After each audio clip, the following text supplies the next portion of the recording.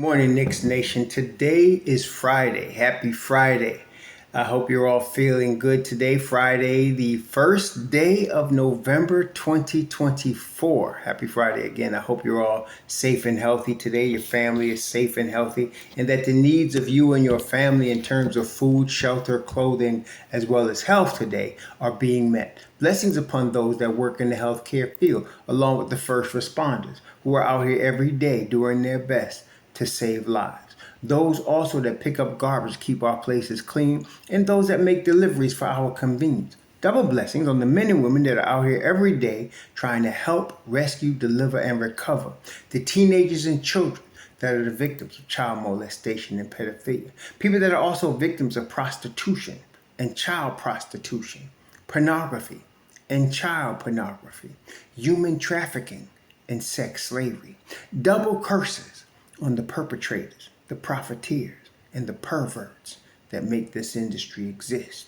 Finally, double blessings upon the homeless. More than 600,000 men, women, children, families, senior citizens, veterans, homeless in the United States of America, and millions around the world in similar or even worse conditions. Blessings upon them, for theirs is the kingdom. We're going to talk about the Knicks against the Detroit Pistons this morning. But before I do, I want to have a little treat for y'all. I was thinking about my father this morning. I think about my father a lot, as you probably would imagine. About a year ago this time, we were, going back and forth in the hospital, and he's at rest now. But I got, this is what he left me. One of the things he left me, I want to show you that it's unloaded. This is one of my favorite guns. I have a bunch of guns, but he got me into revolvers. This one is a Smith & Wesson 29-2. This gun is probably 45 years old. And I just had it serviced. It's a beautiful gun, and you can see why I call it a cannon. It's a 44 Magnum. Again, it's empty. It's a 44 Magnum, and God, heaven help the person that breaks into my house. And this thing. I don't really have this one as one of my, I could use it as home protection, but I don't. This is just, my father left me this gun, and it's for sport. But if I was ever able, like, I used to live in New Hampshire. I lived in New Hampshire for 5 years, and there was bears up there and moose. We saw them. And, if you ever run into a black bear or a grizzly, you want to have one of these. You want to have one of these available. And it's a beautiful gun. My father left it. I was just thinking about him this morning, and I wanted to just share it with you because we talk about gats. I like to go shooting on the range, usually on the weekend, on Sunday. And this baby, again, Smith & Wesson 29-2. I don't know if you could find this one anywhere. I don't know. I mean, Smith & Wesson still sells, I think it's 29 something else now. They still sell 44 Magnums, 8-inch 44 Magnums. But this one here, like I said, this is, Clint Eastwood didn't even have this. Clint Eastwood, the one that he had, I think was a 6-inch or maybe even a 4 1/4. But this is the 8-inch, steel plated 44 Magnum. Yeah, I just wanted to share that with y'all. Just think about my dad today, and I'm, wiping it down a little bit, keeping it sharp. And it's still, boy, I took it out Sunday. I take it out often to the range. And Dad, if you like shooting big guns, this baby right here, you're gonna have fun shooting it. I'll tell you that right now. Anyway, I just wanted to share that with y'all this morning. But the Knicks today will be taking on the Detroit Pistons. Now, this is not the same Detroit Piston team that first drafted Cade Cunningham. Cade Cunningham, I think now is in his 4th season. This is the next stage of their development. So now Jaden Ivey has actually, I was a little concerned with Jaden Ivey last year because Jaden Ivey was having what we used to call the sophomore slump. There's a lot of players that go off as rookies and don't appear to have the usual rookie year that most players have. But then they'll come back the next year and have a worse year called the sophomore slump. Because once everybody in the league knows who they are and knows what their game is about, they adjust to him. And generally, the second year is a little rougher. And so, Jaden Ivey had that last year. He was really not looking as good.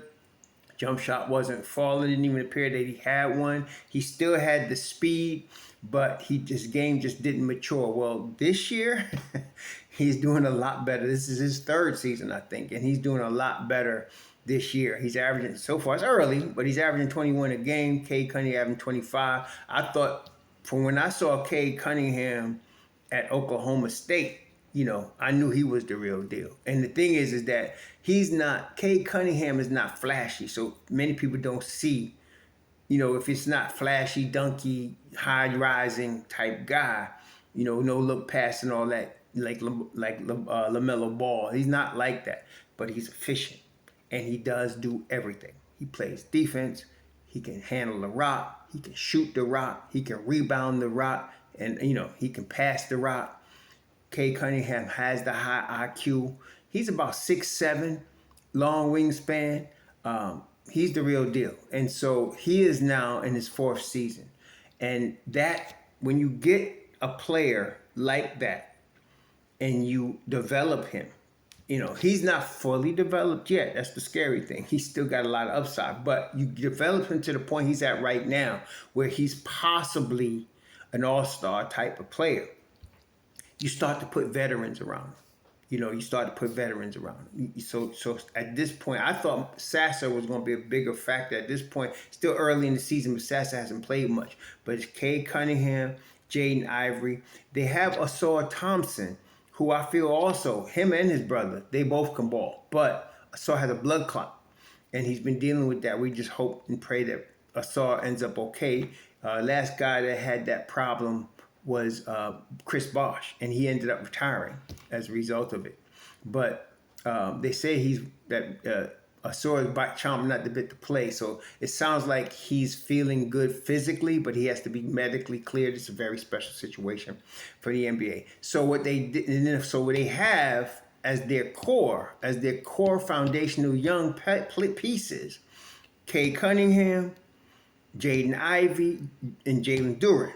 And then, of course, you got Beef Stew coming off. Isaiah Stewart, I call him Beef Stew, one of my favorite guys. Him and Precious are like 1A, 1B. They're very much the same type of player.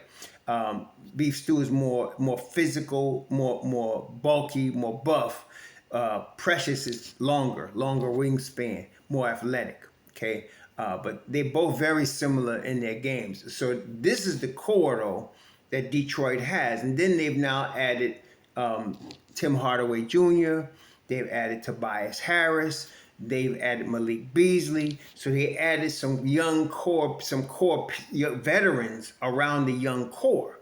They're not going to be a championship contender, but they now start to get toward 500. This is the next stage. So they're bottom of the basement, always in the top 10 of the lottery, but now these young pieces, the Jalen Durans, the Jaden Iveys, and the Cade Cunninghams and Isaiah Stewarts are now maturing. They're mature NBA players, though they're still young and all of them still have upside. But now they're ready. You add some veterans around them, teach them how to win. Teach them how to win NBA games and close out games. And this is where they are now, which makes them very dangerous. So on any given night, they could beat anybody.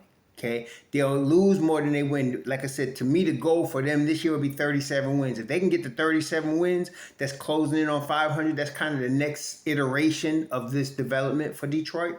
And they got the right situation, the right coaches, the right staff, the right management. They're going to get this together.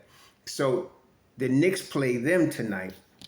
Now, the Knicks, of course, we know are missing Precious Achiuwa. We know they're missing Shamet. People still not remember Shamet going to play unless, hopefully, Shamet's shoulder heals. That's the only thing that's going to stop him from being in this rotation. His shoulder heals, and as we can see, again, I mentioned yesterday, he's working real hard to get back. And they say he doesn't have to have surgery. So that's a huge thing with his shoulder. Whereas Juju needed surgery. He was trying to avoid it. Shamet apparently doesn't need surgery. They feel like he can come back and get get back to 100% without surgery. So he's working real hard to get there. So we get Shaman and Precious back, there's going to be hell to pay. We're not even talking about Mitch Rob yet, because when Mitch Rob comes back, it's a whole nother level. But it still goes to another level when you just add Precious and Shaman at 100%. So that, but we don't have them today. So also, Cat, El Gato Grande. That's the name I'm going to give him, because I'm stealing it from my man Omar Shaman, who came up with that name yesterday. I said, I'm stealing it. To me, that's Cat. El Gato Grande is Cat. The big cat, El Gato Grande. So, El Gato Grande, otherwise known as Cat, has a sprained left wrist. Now, it's not his shooting wrist. It's his left wrist. And he's listed as questionable today. So, he could play. He's questionable. He could play. I don't know if he's going to. We'll see. Because, you know what? Not everybody is Josh Hart and Jalen Brunson. Not everybody is, man. Look like they're getting broke up out there and come back and play, right? But so I don't know if El Gato Grande is going to be ready to play today. But if he's not, you're going to see Sims start. And you're going to see Hukporti. If you got to bring out Hukporti, Detroit's a good game to bring him out. I don't believe this left wrist thing, the sprained left wrist that Cat is dealing with, is going to cause him to miss more than just tonight's game. And if he's got to miss a game, it's Detroit, okay? Because Sims, to me, like I said, people have been coming on my channel. I've been icing y'all. If you come on my channel trying to act like you know better coaching than Tom Thibodeau, I'm going to get you off my channel.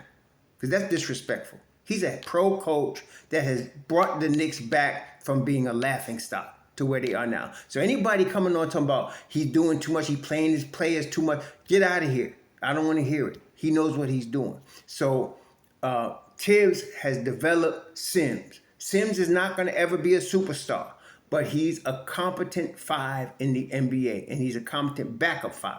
So he'll probably be starting tonight in place of Cat El Gato Grande if the El Gato Grande is not able to go. But if if Cat is ready to go, he'll start obviously, and then you'll bring Sims off the bench. But might be a good night to get Hukporti a little experience. You know, like I said, some of y'all are so hyped about stuff that you overreact. I'm not saying Hukporti is not going to be a pro player. He is going to be a pro player as long as he stays healthy. What I'm saying is it's not his time.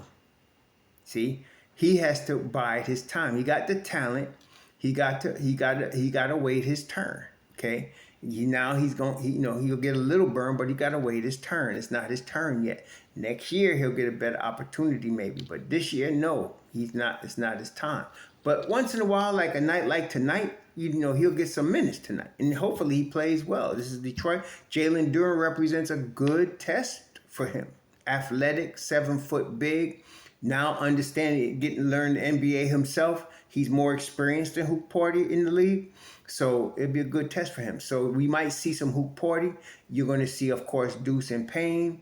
And again, Tibbs he's probably going to go with an 8-man rotation, just like he did the other night against Miami.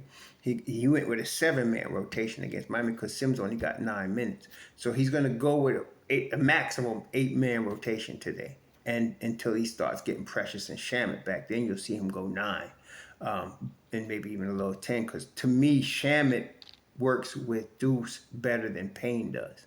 I'm not saying Payne is a bad player. Again, don't go overreacting on me. But I'm just saying Shamet fits better with Deuce. Deuce is the unofficial captain of my deep.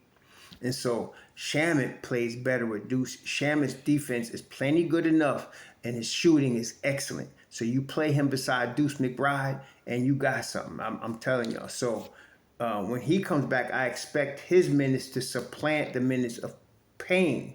Not that Payne won't be getting no PT. He just will get a little less than Shamet. Okay, Shamet should be coming back and playing beside Deuce, and you add Precious to that crew, and you got something, man. And then with Sims too. So, but Tibbs will probably go 9 deep there. So we'll see. But tonight is a winnable game. It's not a walk in the park, not a gimme. Okay, because like I said, Detroit is in that next phase now. They're in that next level. They're trying to get that 37 wins to 41 wins if they can. I think 41 would be, they'd be fantastic. You know, they'd be ecstatic to get 41 this year. Detroit would, I'm saying. So they're hungry, young, hungry team. Got some vets. Vets want to prove they can help that team win. Young dudes want to prove they can win. They got talent. It's not going to be easy. Okay, so they're in Detroit, second game of 4-game road trip. I won't be seeing the game live, but I will see the replay tomorrow night. But, you know, this is where we at. This is where we at right now. Good test, road test for the Knicks. Passed the first night of it with Miami. That was a big test, and they did extremely well there. You know, and I think they should continue to seek Cat as the first option, and then Brunson's game will even open up more. You know, when you get Cat, he don't need to get 25 touches a night like he got against Miami, but I'm saying if he can get 15 to 18 touches, shots a game, that'd be, as a norm, that'd be really good. He was getting only 8 to 10, you know, prior to the Miami game. That should never happen. So if he plays today, he should get at least 15 to 18 shots. Jalen Brunson, I have a feeling, is going to come back strong tonight and be Jalen Brunson that we all know and love. So it's all going to be good. Enjoy the game. Be safe out there. You know, I recommend this gat. If you like big gats, this baby right here, man, that's a serious cannon right there. Y'all enjoy your Friday and your weekend. Shalom.